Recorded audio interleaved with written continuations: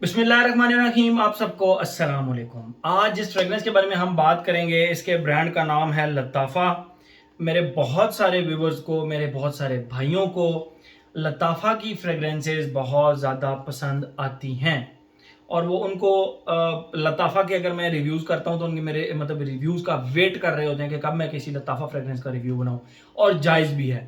उसकी रीज़न ये है कि ये हाउस बहुत ही नपा-तुला काम करता है, बहुत अच्छी फ्रेगरेंसेस बनाता है और सम टाइम्स इनकी फ्रेगरेंस की क्वालिटी इतनी कमाल की होती है कि बंदा दंग रह जाता है कि इस प्राइस रेंज के अंदर इतनी अच्छी क्वालिटी देना, ये बहुत ही एक किस्म का आप कह लें कि मुश्किल काम है। ठीक है, आई थिंक लताफ़ा का एक मैंने अजवद रिव्यू किया था अपने चैनल के ऊपर और बहुत सारे भाइयों ने मुझे कहा था कि अदील भाई वाकई यार ये जब हमने फ्रेगरेंस खरीदी तो इस प्राइस रेंज के अंदर ये लिटरली में ऐसे लग रहा था कि फ्री है ये फ्रेगरेंस। ठीक है, तो आज मैं आपके लिए फ्रेगरेंस लाया हूँ ना, ये भी एक बहुत ही अच्छा मास्टरपीस है और ये मुझे गिफ्ट किया है मेरे बड़े प्यारे भाई हैं तौसीक अली हसन, मियाँ वाली में रहते हैं और मुझसे स्पेशल मिलने के लिए आए थे। तो मैंने मेरे लिए ये फ्रेगरेंसेस लेकर आए थे। तो उन्होंने मुझे कहा था दिल भाई आपने फ्रेगरेंसेस इस्तेमाल किए। मैंने कहा यार मैंने तो नहीं की, तो ट्राई करेंगे, आप लें तो इसका नाम है जी अवान। ठीक है, अवान।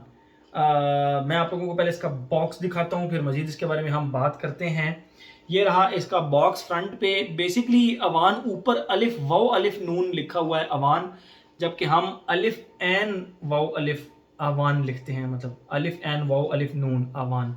तो वो जो आवान होती है वो कास्ट होती है, मलकों की, मलक जो होते हैं उनकी कास्ट होती है अवान, जो कि मैं हूँ भी अवान।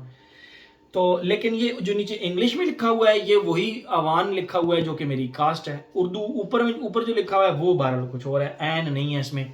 ये फ्रंट में एक ज़बरदस्त सा, अगर आप देख सकें, उभरा हुआ है ये, और ये बाकायदा आपको फील होता है उभरा हुआ। और ये लताफ़ा लिखा हुआ है, प्राइड उदिपफा 100 ml। और ये इसका बॉक्स है, लाइट से ग्रीन कलर का, बाकी बैग पे ब्रांडिंग है और ये 3D स्टिकर इसके ऊपर लगा हुआ है जिससे आपको पता लगता है इसकी ऑथेंटिसिटी का। टॉप के ऊपर भी आप देख सकें लताफ़ा का लोगो है, बाकी नीचे खाली। और ये एक रिबन है जिससे आप इसके बॉक्स को बाहर खींचेंगे तो ये इसका स्लीव उतर गई है जो कि हार्ड है, काफ़ी हार्ड स्लीव है। उसके बाद भी अभी प्रेजेंटेशन ख़त्म नहीं हुई। फ्रंट पे आप देख सकते हैं बाकायदा आवान लिखा हुआ है, लताफ़ा लिखा हुआ है। और उसके भी मज़े की बात कि ये भी मैग्नेटिक है। आप इस कवर को जैसे ओपन करेंगे ये देखें प्रॉपर मैग्नेटिक है। ठीक है, दोबारा जब आप कवर खोलेंगे तो यहाँ पे दोबारा अवान लिखा हुआ है, लताफ़ा लिखा हुआ है। और ये रही इसकी अंदर बॉटल।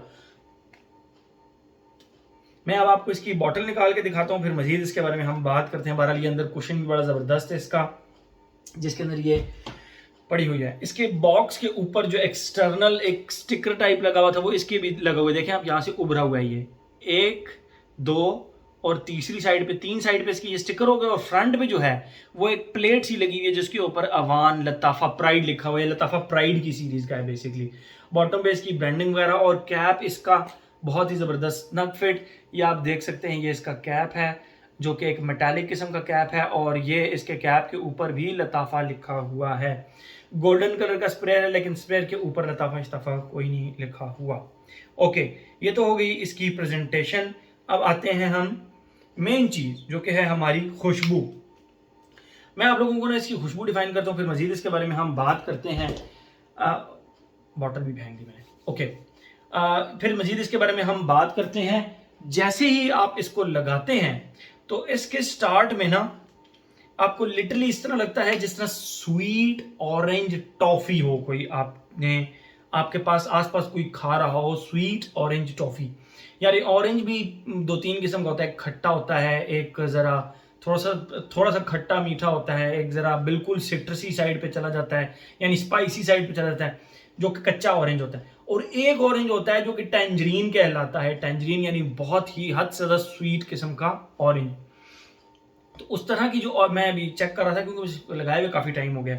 ओके, तो वो जो टैंजरीन बेस्ड आप उसका जूस निकालें और उसकी एक टॉफ़ी बना लें तो वो जो टॉफ़ी की एक बाकायदा खुशबू आ रही होती है ना, इसके स्टार्ट में उस तरह की एक ऑरेंज बेस्ड टॉफ़ी की खुशबू आती है। और हल्का फुल्का आपको यहाँ पे फील होता है जिस तरह आप उसको खुशबू कर रहे हो, क्या कहते हैं उसको, वनीला, वनीला बेस्ड कोई भी आइसक्रीम को आप खुशबू कर रहे हो। ये तो हो गया इसका फर्स्ट फेज, लेकिन मोस्टली आपको ऑरेंज बेस्ड टॉफी ही फील होगी। सेकंड फेज के अंदर इसके ऑरेंज, इसकी जो वनीला एक आइसक्रीम आप कह लें, और वो भी वनीला आइसक्रीम कौन सी, जिसके अंदर जो मिल्क है ना, मिल्क, वो पाउडरी सा मिल्क आप लोगों को फील हो। जो मिल्क जो होता है हमेशा पाउडर्ड फॉर्म में, जब भी आप उसको वनीला के साथ मिक्स करके कोई भी चीज़ बनाएंगे ना, तो उसकी एक गोरमोंडिश सी ज़बरदस्त सी खुशबू निकलेगी। तो वो खुशबू हल्का फुल्का आप उसको कैरेमलिस्टिक टाइप कह सकते हैं, कैरमल टाइप कह सकते हैं, लेकिन 100% नहीं, को 5 से 10% कैरमल टाइप कह सकते हैं। बाकी वो ड्राई मिल्क की जो खुशबू होती है उस तरह की खुशबू, लेकिन वनीला के साथ, वो इसके सेकंड फेज में आपको आती है। और थर्ड फेज के अंदर आपको लिटरली इस तरह लगता है जिस तरह बटर स्कॉच जो टॉफी आती थी हमारी, अभी भी आती होगी बटर स्कॉच टॉफी, यानी कैरेमल और बटर का बड़ा प्यारा एक कॉम्बिनेशन हुआ करता था। तो कैरेमल, बटर और जीरे का, यानी आप एक बटर स्कॉच और उसकी खुशबू आप 90% कर लें, सिर्फ 10% हल्के फुल्के जीरे की खुशबू कर लें, जीरे की यानी क्यूमन की खुशबू, तो वो जो खुशबू आती है वो इसके थर्ड फेज में आती है। इसका चौथा फेज भी है, डोंट वरी, इसका चौथा फेज भी है। और इसके चौथे फेज में इस तरह खुशबू आती है जिस तरह आप